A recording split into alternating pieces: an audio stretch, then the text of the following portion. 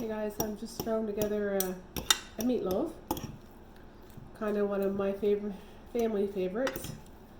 All I have in here right now is just a little 2 pounds of hamburger. Gonna add a little bit of fresh pepper and sea salt to season. Go ahead and add however much you like. I'm not real big on salt. I do love pepper, so. And this is Montreal steak spice. I'm adding a little bit of that. And I don't think there's anything that I don't cook in the line of any kind of meal prep where I don't add garlic to it. So this is actually a teaspoon of garlic. I just added in there.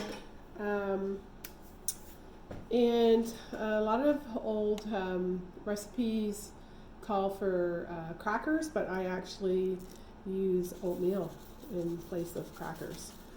So it actually, I believe, makes it more of a gluten-free recipe as well. And I always like to have onions. Now you can put green peppers and mushrooms as well. I usually just go with, that was a half of a large onion there. Just threw in there, and 2 eggs. I usually throw in a couple of eggs to my meatloaf. And your favorite pasta sauce. For me, that would be this one. And just kind of eyeball it. I think I put at least a cup probably with the 2 pounds of hamburger, maybe a little less with the other. So everything is in there that I normally put in there. Now you can put a little Worcester sauce if you want to, or like I said, other vegetables if you want a little more of a veggie added to your meatloaf. And just stir that up. Now you can put your hands right in this and stir it up as well. I usually try to do it with my a couple of forks. So just pulling all of that stuff out of the cupboard, chopping up my onion before I started. Probably took me maybe 5 minutes of prep. I had my hamburger out this morning thawing, so as you can see, it's thawed quite well. And it's just a matter of stirring that all up. Now for tonight's meatloaf, I actually want to make one that has a little cheese roll in the middle, so I'm going to actually use bread pans. Now a lot of times when I make my meatloaf, I would just leave it right in that pan like that and pour some more sauce on the top and put it in the oven.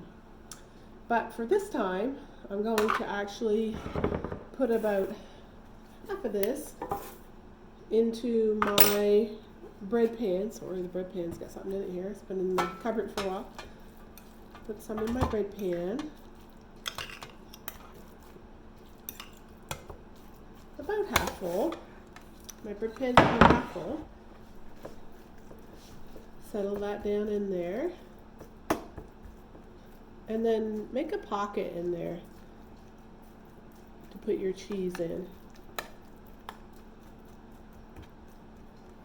When you get done, when you get your cheese in there, you want it to stay in the pocket, not melt out while it's cooking in the oven.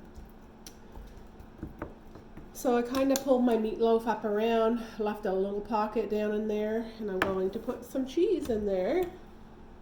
This cheese was actually froze. It's pretty much thawed out. I got a couple of little hard pieces there. I might just set aside and put in what is thawed out here.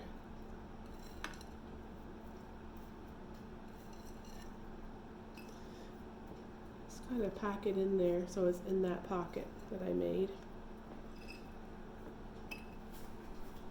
Okay, and then my goal is to put the rest of the meatloaf around the top of that so that that cheese stays down in there. Now I might get my hands in here for this part, which I really don't mind handling meat at all. When my mom used to cook, she would have her hands right into the the meatloaf, stirring it up. So I'm tucking my cheese in that little pocket. Once this is cooked and on a plate, I'll actually show you a picture of what it looks like when it's all done. Okay, so packing that in around there. I don't want my pan too full, just because I don't want it to simmer out over the top of the pan. So tucking it in there nice and neatly. So I'll show you what I have there again. And just a little bit of my favorite pasta sauce over the top of that. This is actually definitely one of my favorites. Love it. I love the veggie one as well. And that's ready to go in the oven at 350 degrees for at least 1 hour.